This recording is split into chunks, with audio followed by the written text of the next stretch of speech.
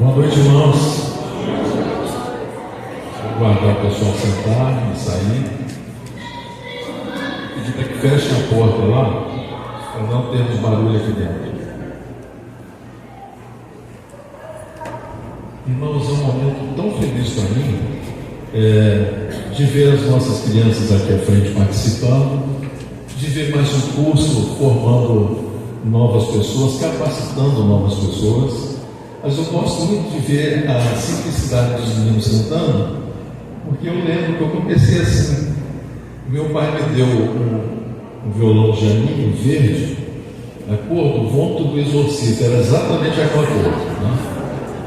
E disseram lá na escola que eu tocava alguma coisa, eu fazia 3 notas no violão.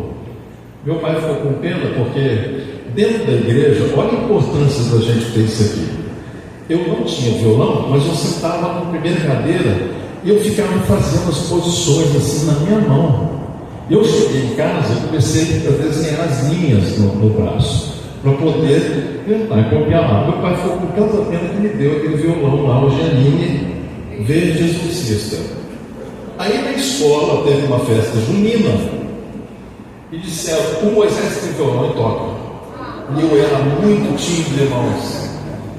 E numa noite de festa junina que valia ponto lá na escola, fazia parte da aula de arte, alguma coisa assim, eu fui incumbido dessa importância de poder fazer lá a minha participação com a minha colega, que eu nunca mais vi na vida, mas marcou minha vida. O nome dela era Sirlene. E a Sirlene, naquele dia, eu tomei um susto e minha mãe botou em mim uma camisa quadriculada verde e o violão verde e a calça remendada, só que a minha calça era de tergal, calça de crente remendada, ficou uma coisa interessante, né? E um chapéu de palha. Quando eu olhei para minha amiga, naquele dia devia ter festa junina na escola, lotava, devia ter pelo menos umas 700 pessoas, os pais, as crianças, todo mundo ali. Quando eu olhei para a minha amiga, que ela deu um sorriso, eu vi que ela estava com o dente pintado, eu comecei a rir. Comecei a rir e rir de passar mal. Depois que eu parei de rir, eu comecei a música. Vocês não sabem que música eu cantei. O que você foi fazer no Marco Maria Chiquinho? Ela começou a rir e acabou a nossa apresentação. Nós fomos a melhor apresentação da noite. Mas eu fico feliz porque as pessoas dizem: tem que ensaiar, temos que ensaiar. Você vê que quando Davi preparou, junto com o seu exército, o coro à parte, ele deu uma orientação de que o seu coral e que os seus músicos tocassem bem e cantassem bem. Nós não podemos oferecer ao Senhor qualquer coisa. Nós temos que ensaiar bem, cantar bem, tocar bem. Tudo que fazemos para o reino precisa ser feito com excelência. Não poderá ser feito nunca de improviso. Agora, os nossos filhos, eles precisam ser motivados. Vão errar, vão ficar nervosos. Ninguém sabe o que é estar aqui em cima, né? As pessoas dizem assim: pastor, o senhor parece estar tão calmo lá, mas eu fico nervoso quando subo aqui, né? A gente fica ansioso. Dá um efeito ombro de vez em quando, aquele efeito branco total radiante, você perde o fio da meada, né?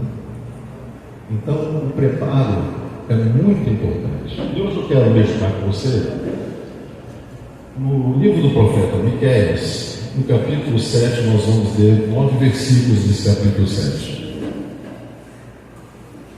Quero dar boas-vindas a todos que estão conosco aqui. Deus te abençoe e que vale a pena você ter vindo de fato. Vou falar já hoje umas 3 vezes: pastor, não acostumei com sua sem barba. Eu tenho uma notícia: nem eu me acostumei. Logo a barba volta a crescer. Mas tem assim: tem dia que é vale, tem dia que é monte, e de vários montes a gente vai levando a vida. Miqueias 7, a partir do versículo 1. Assim nos diz a palavra do Senhor: ai de mim, porque estou com quando são colhidas as frutas do verão, como os rabiscos da vindima. Não há cachos de uvas para chupar, nem figos temporãos que a minha alma deseja. Pereceu da terra o piedoso, e não há entre os homens um que seja reto. Todos espreitam para derramarem sangue, cada um caça a seu irmão com rede. As suas mãos estão sobre o mal e o fazem diligentemente. O príncipe exige condenação, o juiz aceita socorro. O grande fala dos maus desejos de sua alma, e assim todos eles juntamente urdem a trama. O melhor deles é como um espinheiro, o mais reto é pior do que uma sebe de espinhos. É chegado o dia anunciado por suas sentinelas, o dia do teu castigo. Aí está a confusão deles. Por isso não creais no amigo e nem confieis no companheiro.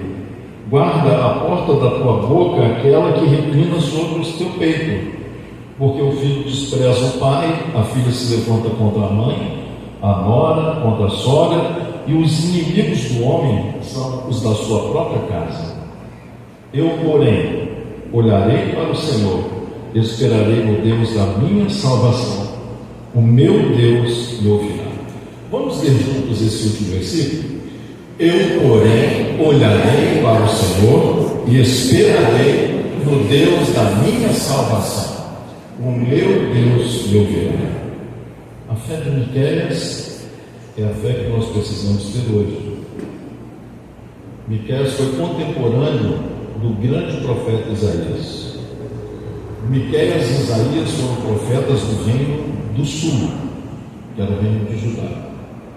Mas os dias de Miqueias foram dias terríveis para a nação. O texto que nós acabamos de ler descreve em que pé se encontrava o reino de Judá: injustiça, erros sobre erros, iniquidade, pecado. E a descrição de Miqueias se parece muito com os dias que nós estamos vivendo. E ele diz aqui no texto que na sua época a corrupção havia estado em todos os lugares. As casas dos moradores não tinham paz, não havia paz, não havia harmonia. Os pais não se entendiam, os filhos não honravam os seus pais, não respeitavam os seus pais, a coisa perdeu as regras. E nós estamos vendo que os dias de hoje não são muito diferentes.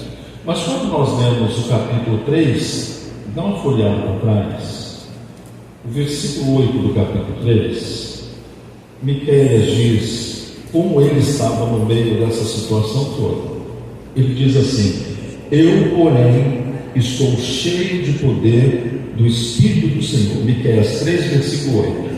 Eu, porém, estou cheio do poder do Espírito do Senhor, cheio de juízo e de força, para declarar a Jacó a sua transgressão e a Israel o seu pecado. Falar sobre o pecado não é muito popular. A gente não gosta desse assunto. Naturalmente falando, isso nos incomoda muito. Mas o pecado é uma coisa que deverá nos preocupar sempre, porque o pecado é a única coisa que poderá nos impedir de entrar no céu. O pecado é aquilo que nós cometemos primeiro contra Deus, e depois nós pecamos também contra os homens. Quando erramos a palavra do Senhor, nós podemos pecar contra o cônjuge, podemos pecar contra os filhos, podemos pecar sendo desleais às amizades. O pecado é algo terrível, porque o pecado ele se ergue como um muro que traz separação. E Israel estava de uma maneira tal, aborrecendo o coração do Senhor de tal maneira que ele levantou Isaías e levantou Miqueias para dizer: se eles não se arrependerem, eles perecerão. A mensagem do Evangelho, não só no Novo Testamento, mas desde Gênesis, é: se você quer ir para o céu, você precisa ter a sua vida alinhada com as coisas de Deus. Você tem que se preocupar que tudo aquilo que aborrece a Deus, você deverá retratar-se com Ele. Então Miqueias, ele se sente sozinho no meio daquela nação perversa, uma nação que havia se perdido dentro de um lugar santo. É como nós vemos às vezes pessoas que estão perdidas dentro da igreja, e não são poucos aqueles que se perdem dentro da igreja.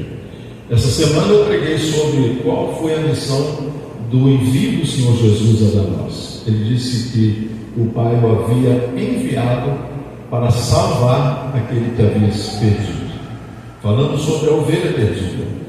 E dentro do aprisco do Senhor, mesmo cercado dos cuidados do Senhor, tem muita gente perdida. E pessoas que estão perdidas e que não forem pela palavra do Senhor orientadas, elas poderão ter uma vida contínua de pecados que irão atrair sobre ela a maldição, sobre ela a condenação. E olha, Deus vai sempre dando-nos uma oportunidade.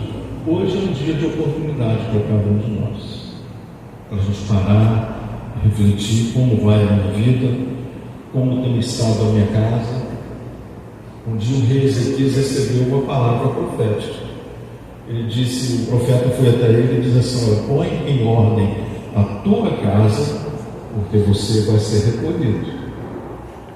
O rei Ezequias correu lá no seu quarto, virou o rostinho para a parede e começou a chorar. E ele pediu: Senhor, me dá mais tempo de vida, eu quero ver mais coisas nessa vida. E diz assim que antes do profeta sair lá na porta do palácio, a palavra do Senhor veio até ele, e ele voltou-se lá na câmara do rei e disse assim: assim diz o Senhor, você tem mais 15 anos na sua existência para colocar a sua casa no ar.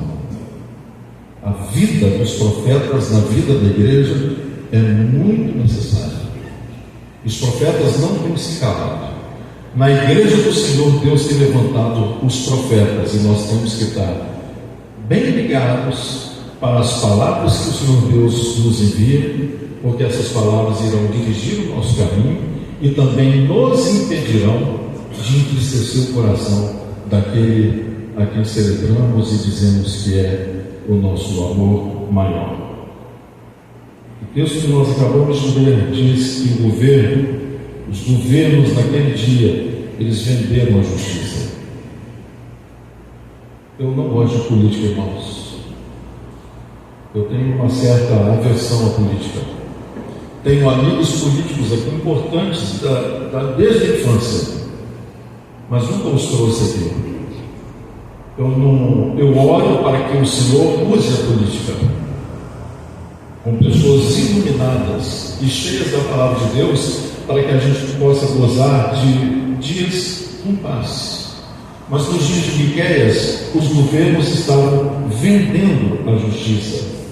Aqui diz que o príncipe pedia recompensa, ele queria mais além do que ele já tinha. Os juízes naqueles dias estavam aceitando suborno, os nobres estavam fazendo maldades, e os religiosos, aqui no versículo 4, a Bíblia diz que o melhor deles, o melhor religioso naquele dia era como um espinheiro. Eu não sei se você já passou um espinheiro, não dá para passar, mas se você já se feriu com espinhos, você sabe que é desagradável. Miqueias está dizendo que dentro daqueles que se diziam pertencer ao Eterno, ao Senhor, o melhor deles era como um espinheiro, era intratável. A fé não era encontrada em lugar nenhum naqueles dias. Isso deverá nos preocupar. Diz aqui também que o amigo não era confiável. Os chefes de família não ajudavam as próprias famílias. A anarquia estava total. E quando a anarquia se instala, todo o princípio de autoridade é retirado. Nós estamos vendo isso acontecer debaixo dos nossos olhos. O que virá se nós, como igreja do Senhor, não interferirmos nesse mundo sendo luz e sendo sal da terra. Virá juízo. O juízo, ele virá na medida certa e no tempo certo. Então o Senhor diz que nós, como igreja do Senhor, precisamos entrar numa guerra. Nós ouvimos hoje na ministração da irmã Cláudia aqui sobre as armas da nossa batalha, que são armas espirituais. A importância de saber manusear a palavra de Deus, que é a espada do Espírito, a importância de se ter uma vida em oração e a importância de se ter uma disciplina do jejum. Sem essas três coisas nós não nos fortalecemos no Senhor. Até citamos aqui um pregador que já esteve na nossa igreja dizendo que todo crente tem que ter um boi: Bíblia, oração, igreja. Eu disse também que nós deveríamos acrescentar a esse boi o jejum. Temos que ter uma vida de comunhão com Deus através da sua palavra, temos que ter uma vida de oração, temos que fazer uso da disciplina do jejum e temos que fazer o que estamos fazendo hoje aqui, congregando, trocando experiências. Nós temos a oportunidade desse ajuntamento de orarmos uns pelos outros, de sermos edificados com pessoas aqui que dão testemunho de como estavam vivendo, passando por uma dificuldade, e através de uma palavra que receberam, conseguiram sair daquela dificuldade. Ou através de uma oração que receberam, conseguiu mudar o rumo da sua existência. Mas aqui o texto de Miqueias diz que naqueles dias o amigo não era confiável. Por isso ele disse: não creais no amigo, versículo 5, nem confiais no companheiro. Guarda a porta de tua boca àquela que reclina sobre o teu peito. Quem é aquela que reclina sobre o teu peito? Então, a esposa, nem a esposa era confiável. Diz: ó, fica em silêncio. É um ambiente infernal você viver num lugar desse. Você desconfia de tudo e de todos. E você não sabe se vai amanhecer vivo, porque se pegar no sono, você poderá ser réu de juízo nas mãos de um homem vingador. Os dias em Judá estavam dias terríveis, mas a Bíblia diz que Deus vê tudo e a vingança certamente virá. Por isso que ele, no versículo 4, eu quero que você leia comigo: o melhor deles é como espinheiro, o mais reto é pior do que uma seta de espinhos, e é chegado o dia anunciado por suas sentinelas, o dia do teu castigo. Nós estamos vendo um monte de coisa na nossa nação acontecendo, e a gente fica assim até meio pasmado. Nós olhamos coisas assim e dizemos assim: está errado, mas ninguém faz nada. E nós vemos que ninguém tem feito nada. Existe um poder oculto por detrás dos governos desse mundo. Esse governo é mais poderoso do que é um governo espiritual. Nós devemos fazer só uma coisa. No Salmo 27, o salmista diz que no dia da adversidade, o Senhor nos guardaria no seu pavilhão. Nós temos passado por lutas? Temos, mas a mão do Senhor está sobre nós. A mão do Senhor tem nos guardado, a mão do Senhor tem nos preservado. Nós temos visto muita gente passando dificuldade, muita gente perdendo seus queridos, mas nós temos sido abençoados. Deus tem nos guardado, Deus tem provido a nossa vida. Eu tenho ouvido aqui dos irmãos testemunhos que vocês têm dado aqui a respeito das orações que têm sido respondidas. Isso nos alegra muito o coração, porque aqui testemunhamos o Deus a quem servimos. É um Deus que tem nos cercado de bondade e de misericórdia. Amém, irmãos? Deus tem nos cercado de bondade e de misericórdia. Deus tudo vê. No versículo 4, então, ele diz: é chegado o dia anunciado por suas sentinelas, o dia do teu castigo. Eu sei que tem muita gente que está amargando agora o tempo de injustiça, mas a justiça virá.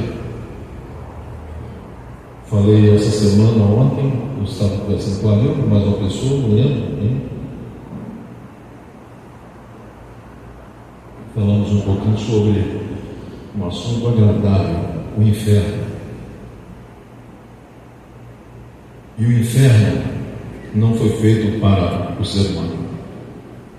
A Bíblia diz que o inferno foi feito para o diabo e os seus anjos. E o inferno não vai ser terrível, não é porque Deus não vai estar no inferno. O inferno vai ser terrível, porque no inferno Deus derramará toda a sua ira. É o que está escrito na palavra. Por isso, nós vemos como sinais na Bíblia, em alto relevo, que nos anuncia para termos cuidado, para termos uma vida de piedade e retidão, para nós não irmos parar num lugar como esse, onde haverá um tormento que, segundo a própria palavra, será um tormento eterno. E a Bíblia diz que o juízo certamente virá, como veio nos dias de Miqueias e Isaías. Aqueles que estão andando hoje em desobediência, se não se consertarem diante do Senhor, serão alvos do juiz, do justo juiz, é o que nos diz a palavra. Mas em tempos difíceis, o que nós podemos e devemos fazer para nos fortalecer como Miqueias se fortaleceu? Se você ver no capítulo que eu li, no capítulo 4, eu vou ler novamente, ele descreve como ele estava no capítulo 3, ele descreve como ele se encontrava no meio daquela confusão dos diabos. Ele diz assim: quanto a mim, eu porém estou cheio do poder do Espírito do Senhor, cheio de juízo e cheio de força, para declarar a Jacó ou a Israel a sua transgressão e o seu pecado. Onde está a nossa vitória? A nossa vitória está no Senhor. A nossa vitória sempre estará no Senhor.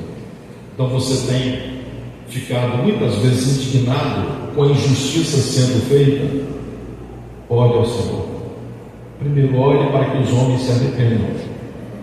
Não deseje de coração que o pior dos seus inimigos vá parar no inferno. No nosso cancioneiro popular, nós temos muitas músicas que brincam com a questão do inferno. O próprio Roberto Carlos fez uma música e que tudo mais vai para o inferno. Mas ele não sabia certamente do que significa inferno.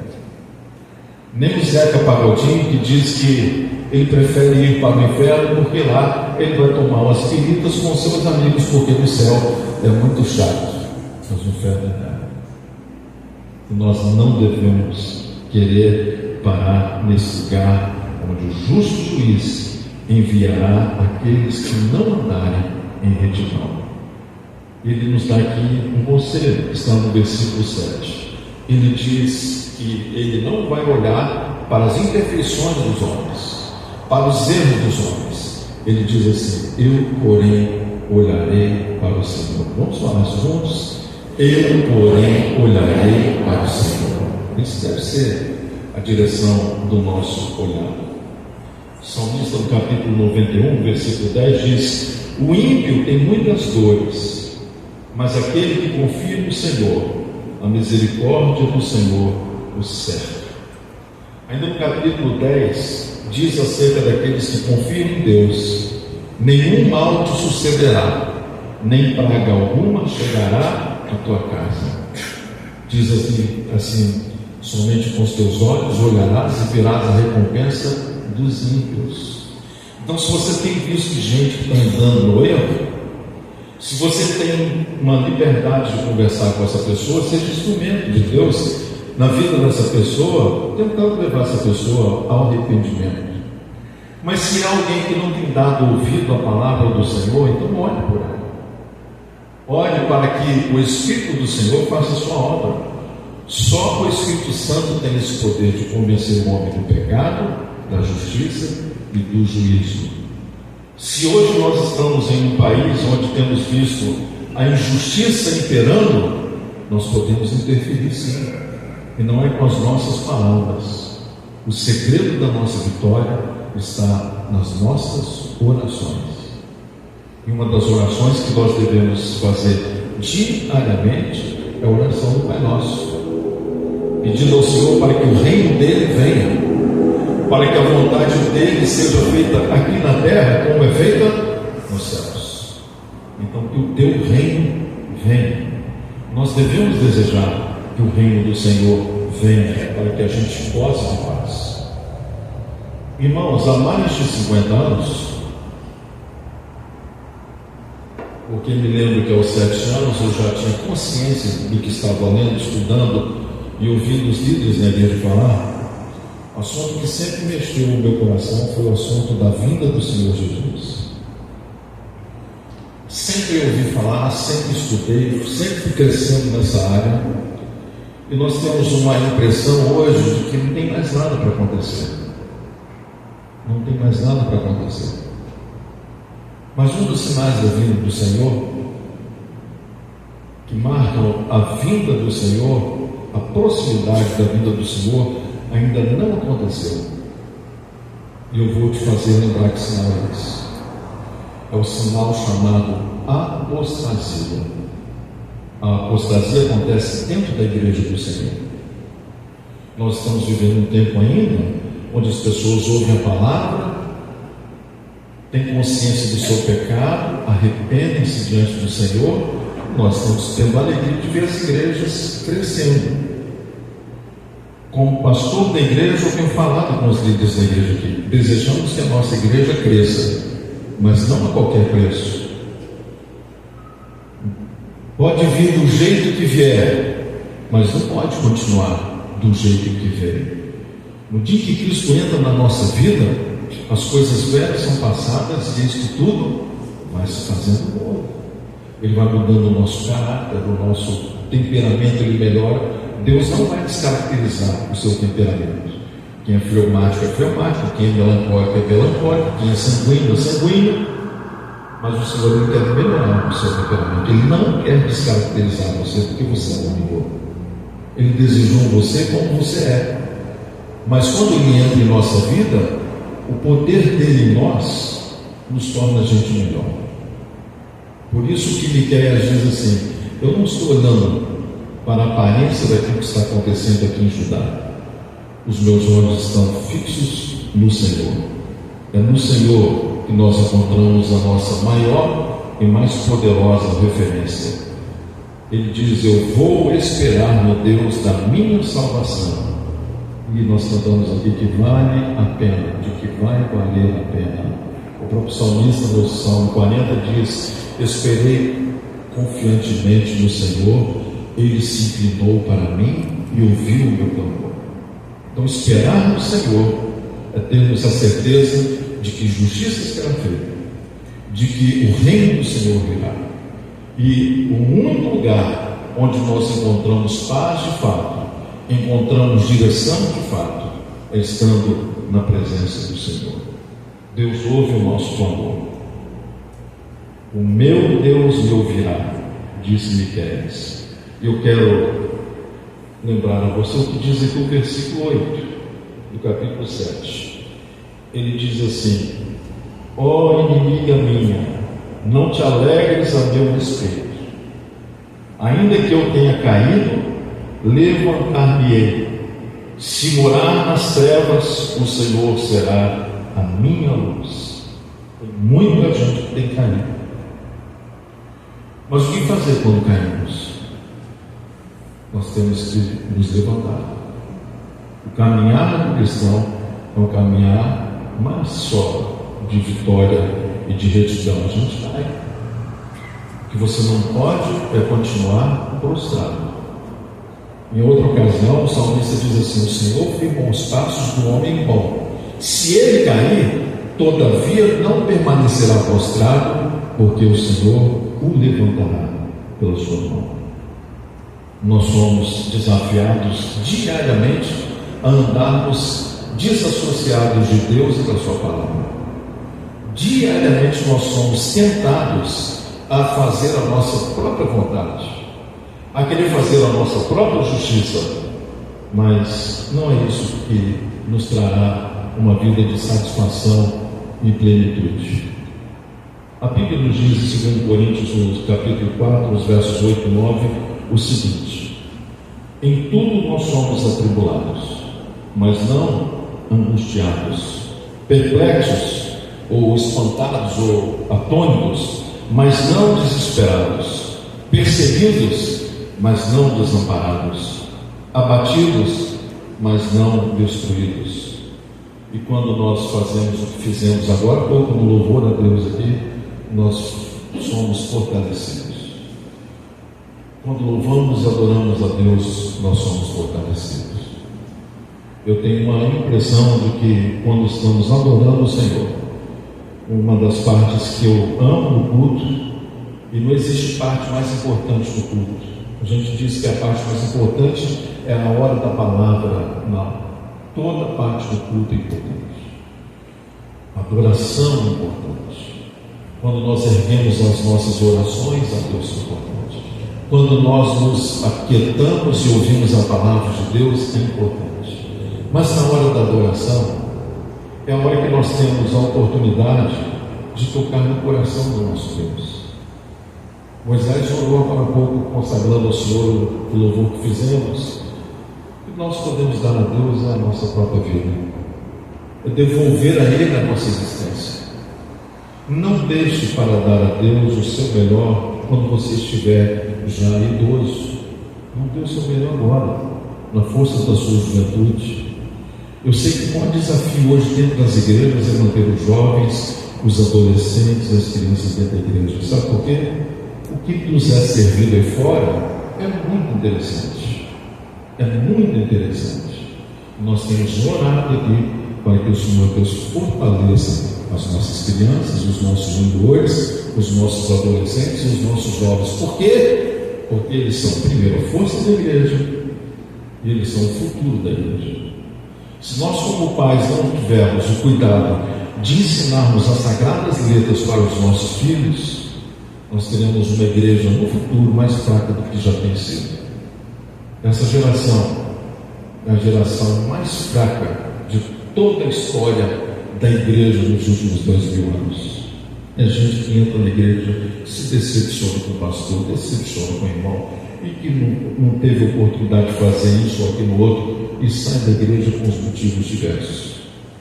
Essas desculpas não colam com o Senhor.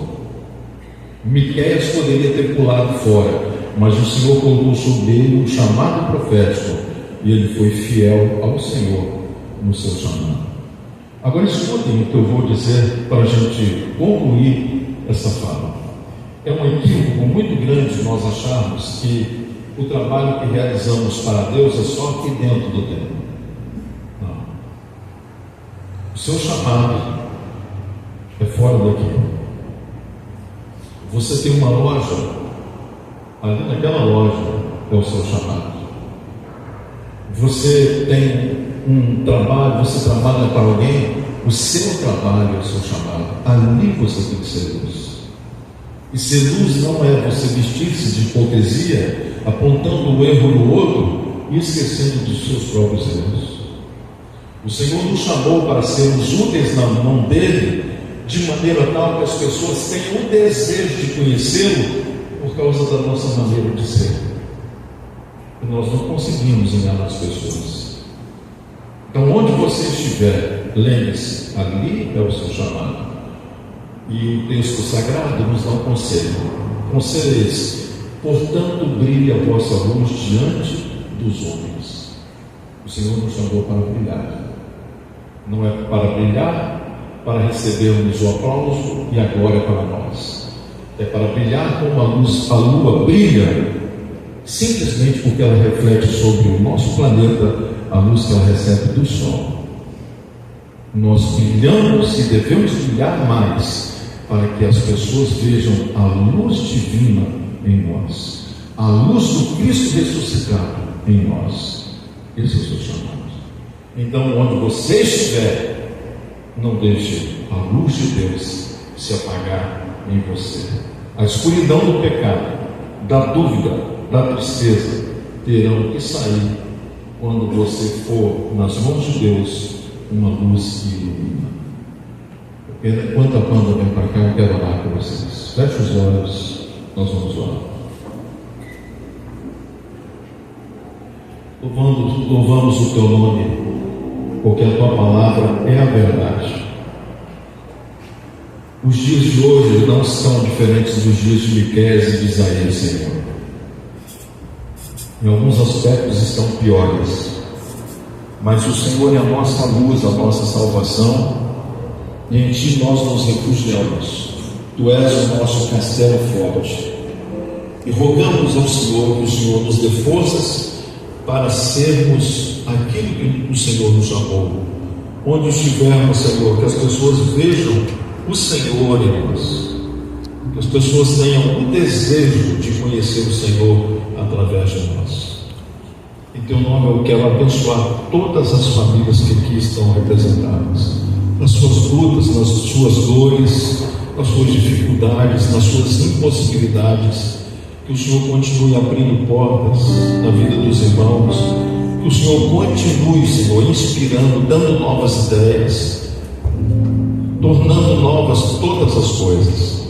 E quando os irmãos abrirem a sua palavra dentro dos seus lares, que o Senhor continue falando ao coração de cada um. É a minha oração no nome de Jesus. Amém. Deus te abençoe.